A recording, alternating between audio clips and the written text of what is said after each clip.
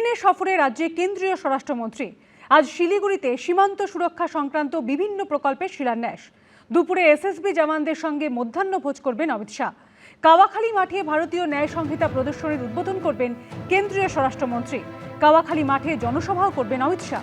আজ এবং কাল বিজেপির একাধিক সাংগঠনিক বৈঠকে থাকবেন কেন্দ্রীয় স্বরাষ্ট্রমন্ত্রী অমিত শাহ।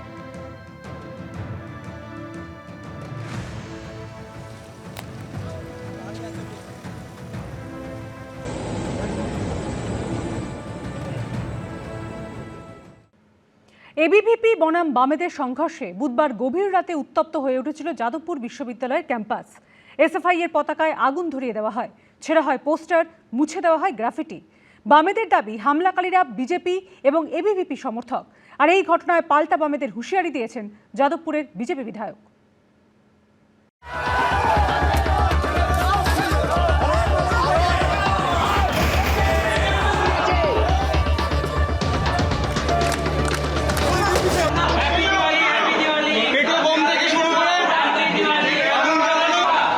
আগুন, কোলাপসেবল গেটের লাথি, ছিঁড়ে দেওয়া হচ্ছে পোস্টার, মুছে দেওয়া হচ্ছে গ্রাফিটি। যাদবপুর বিশ্ববিদ্যালয়ের ঐতিহ্যবাহী অরবিন্দ ভবনের সামনে বুধবার রাতে এমনই তাণ্ডব চলে। বাম ছাত্র সংগঠনের সদস্যদের সঙ্গে আরএসএস এর ছাত্র সংগঠন এবিভিপির সদস্যদের সংঘর্ষে অগ্নিগর্ভ চেহারা নেয় ক্যাম্পাস।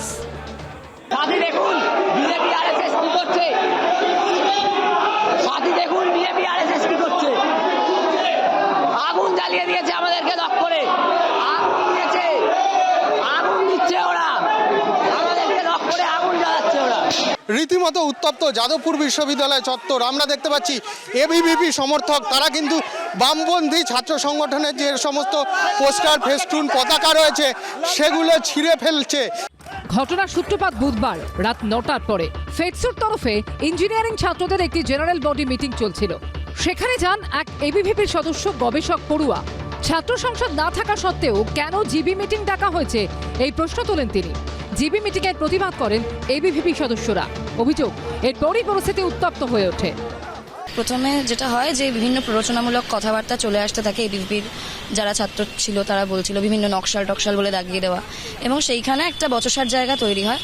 তারপর এবিভিপির একজন গবেষক নিখিল দাস, যে ওই যে ছাত্র নয়, ফলে ছাত্রদের জীবিতে তার থাকার কথা নয়, কিন্তু সে আসে এবং গায়ে হাত তোলে। তারপর বিজেপির প্রচুর বহিরাগত লোকজন ক্যাম্পাসে প্রবেশ করে আর মারামারি শুরু হয়ে যায়। অভিযোগ, এরপরই 4 নম্বর গেট জোর জবরদস্তি খুলে সেখান থেকে ভিতরে আসে বহিরাগতরা। বামেদের দাবি তারা বিজেপি ও এবিভিপি সমর্থক।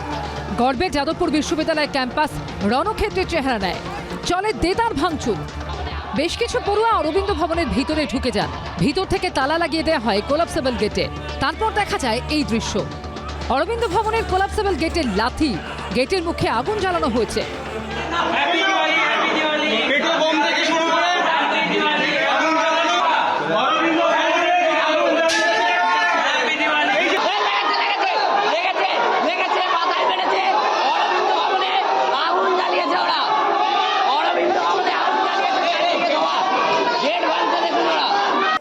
এবিভিপির দাবি তাদের বেশ কিছু সমর্থককে বেধড়ক মারধর করা হয়। রাতে তাদের দেখতে কেপিসি মেডিকেল কলেজে যান যাদবপুরের বিজেপি বিধায়ক সর্বরী মুখোপাধ্যায়। এদেরকে যদি 1 ঘন্টার মধ্যে যাদবপুর থানায় সারেন্ডার না করান, সৃজন আপনাকে বললাম আমি কিন্তু যেখানে লুকিয়ে আছে সেখান থেকে টেনে বার করব। সারা রাত তাণ্ডব চলবে আজ। আরে এত ভয় কিসের গণতান্ত্রিক প্রক্রিয়ায়? এই মাঝরাত্রিরে গুন্ডামি করার দরকার কি এত? বুধবার রাতেই বিজেপি বিধায়কের নেতৃত্বে যাদবপুর থানায় অভিযোগ জানান এবিভিপি সমর্থকরা।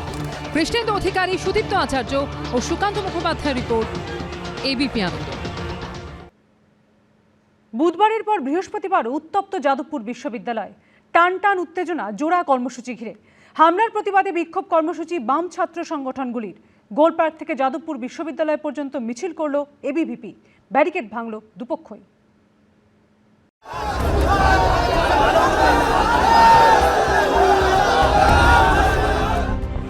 রাতে বহিরাগতদের তাণ্ডব, আগুন, ভাঙচুর, উল্লাস।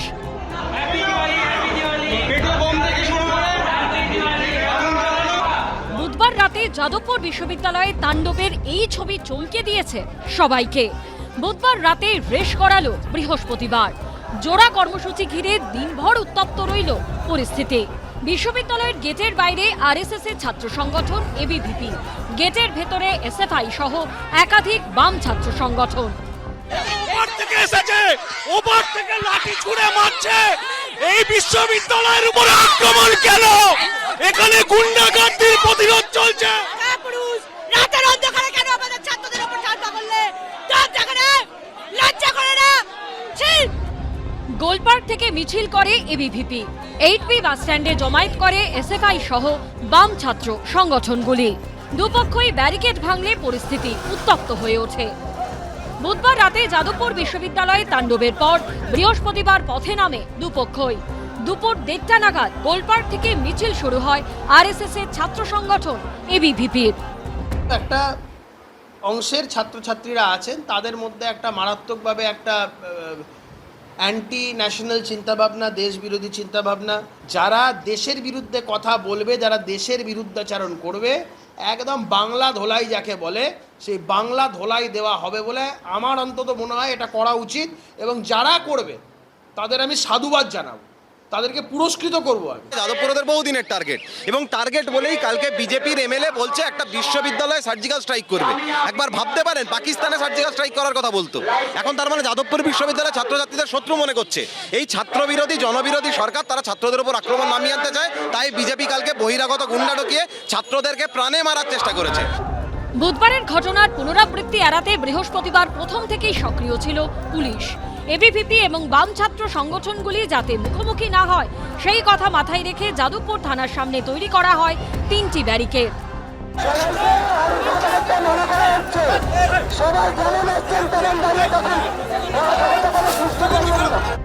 পুলিশ বাধা দিলেও ব্যারিকেড ভেঙে ফেলে বিক্ষোভকারীরা। যাদবপুর বিশ্ববিদ্যালয়ে যে পরিস্থিতি তৈরি হয় এবং তার পরবর্তীকালে একেবারে এবিভিপির মিছিল এবং এবিভিপির যারা সমর্থকরা রয়েছেন, তারা এখানে যে ব্যারিকেড রয়েছে সেই ব্যারিকেড ভেঙে একেবারে যাদবপুর বিশ্ববিদ্যালয়ের দিকে যাওয়ার চেষ্টা করছে। অন্যদিকে 8B বাস স্ট্যান্ডে প্রতিবাদ কর্মসূচি নেয় এসএফআই সহ বাম ছাত্র সংগঠনগুলি। সেখান থেকে যাতে মিছিল করে কেউ বিশ্ববিদ্যালয়ের দিকে যেতে না পারে সেই জন্য সেখানেও ব্যারিকেড তৈরি করে পুলিশ। শুরু হয় ধস্তাধস্তি।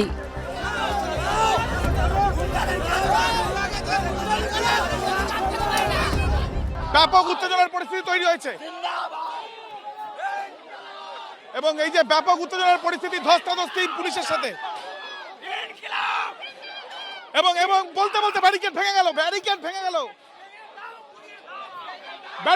গেছে। ইতিমধ্যে দেখা যাচ্ছে, সরাসরি সেই ছবি আমরা দেখছি।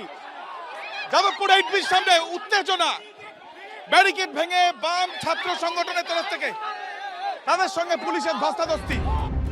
বামেদের অভিযোগ, পুলিশের সঙ্গে ধস্তাধস্তিতে আহত হয়েছেন অনেকে। সুকান্ত মুখোপাধ্যায়, আবির দত্ত ও পার্থপ্রতিম ঘোষের রিপোর্ট, এবিপি আনন্দ। যাদবপুর বিশ্ববিদ্যালয়ে ধুন্ধুমার, গেটের বাইরে এবিভিপি এবং গেটের ভিতরে এসএফআই সহ বামপন্থী ছাত্রদের সংঘাতে উত্তেজনা। আর এসবের মধ্যেই ভাঙা হলো যাদবপুর বিশ্ববিদ্যালয়ের ঐতিহ্যবাহী এমব্লেম। সমালোচনায় সরব অধ্যাপকদের একাংশ। সংঘাতের আগুন জ্বলল যাদবপুর বিশ্ববিদ্যালয়ের ক্যাম্পাসে।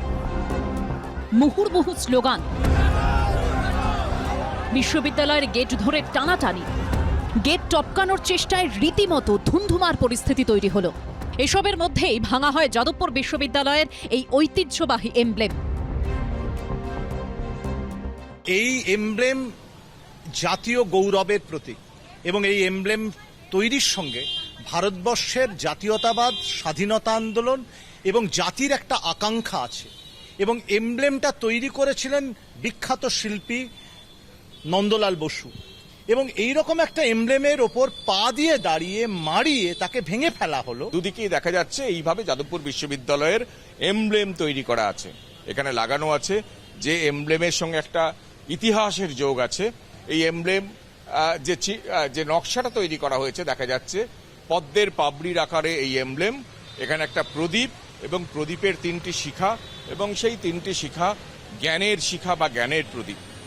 এবং তাৎপর্যপূর্ণভাবে এই এমব্লেম তৈরি করেছিলেন, স্বয়ং নকশা তৈরি করেছিলেন স্বয়ং নন্দলাল বসু, ইতিহাস অন্তত তাই বলে। সেই এমব্লেমের একটা অংশ এইভাবেই হচ্ছে ভেঙে নিচে পড়ে গেল। যাদবপুর বিশ্ববিদ্যালয় মানেই ইতিহাস, ঐতিহ্য, আবেগ। এমব্লেমের একাংশ ভেঙে পড়ায় ধাক্কা খেল তাও। এই এমব্লেমটার একটা তাৎপর্য আছে, যেমন এটা জ্ঞানের শিখা, এখানে সেরকম পদ্ম, এটা হচ্ছে শতদল বিকশিত পদ্ম, এর সঙ্গেও জড়িয়ে আছে আমাদের এই পদ্ম ফুলের সঙ্গে আমাদের আবেগ, সম্মান, ভালোবাসা। এই এমব্লেমের সঙ্গে একটা ট্র্যাডিশন, ঐতিহ্য জড়িয়ে আছে। আশ্চর্য লাগছে যে পদ্ম ফুল আমাদের দেশের জাতীয় ফুল, যে পদ্ম ফুলের সম্মান নানা অর্থে আমাদের শাস্ত্র এবং সংস্কৃতিতে আছে, তাকে পদদলিত করছে কারা? এবিভিপি নামের একটা ছাত্র সংগঠন। তাকে ভেঙে ফেলছে কারা? পা দিয়ে মারাচ্ছে কারা? ফলে এটা আসলে আমাদের ঐতিহ্য, আমাদের পরম্পরা, বিজেপির প্রতীক ও পদ্ম এবং পদ্মফুল এক অর্থে এটাও ঠিক যে সেটা বিজেপির প্রতীক। তাকে পদদলিত করছে, মারিয়ে ফেলছে।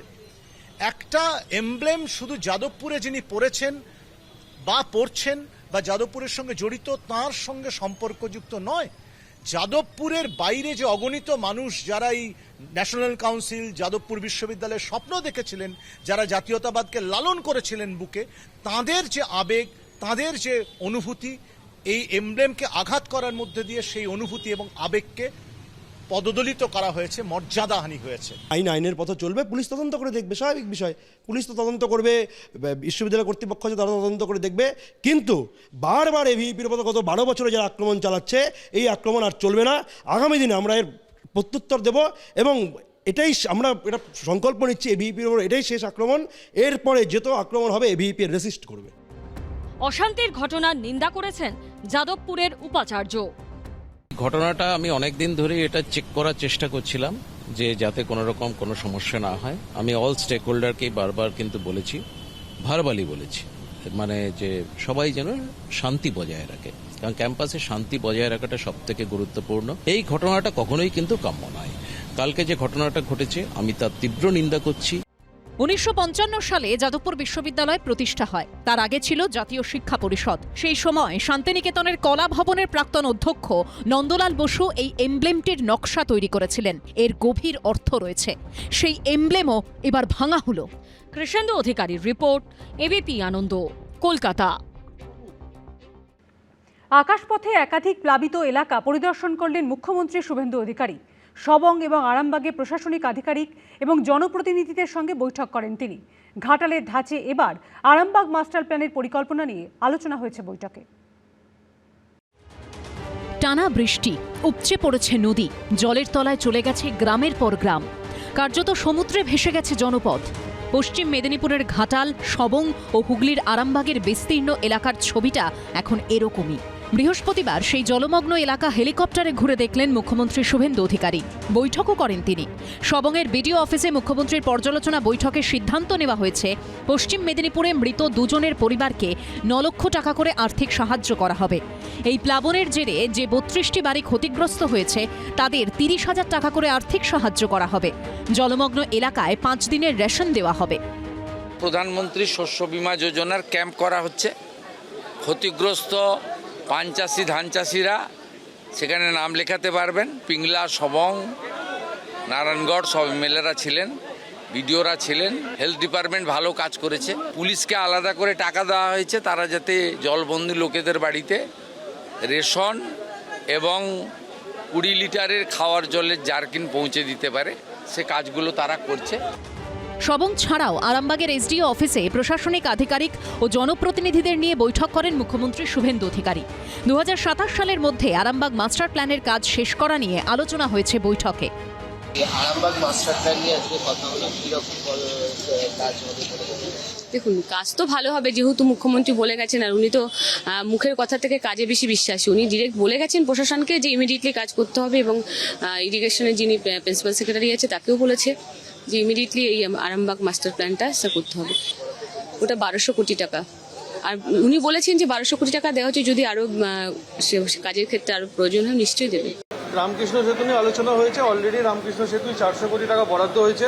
সেপ্টেম্বর মাসে বন্যা হওয়ার আশঙ্কা একটা আছে, তার জন্য প্রয়োজনীয় যা যা ব্যবস্থা দরকার উনি বলে গেছেন। আরামবাগ জেলারও প্রস্তুতি চলছে, খুব তাড়াতাড়ি সেটা আপনারা বুঝতে পারবেন।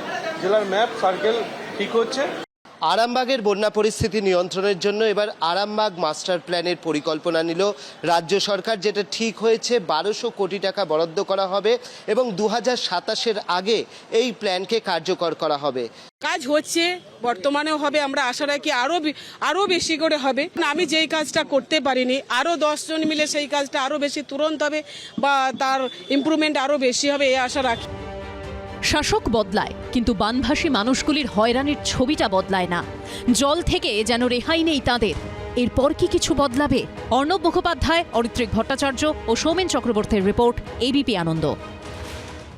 এবিপি আনন্দ, এগিয়ে থাকে, এগিয়ে রাখে।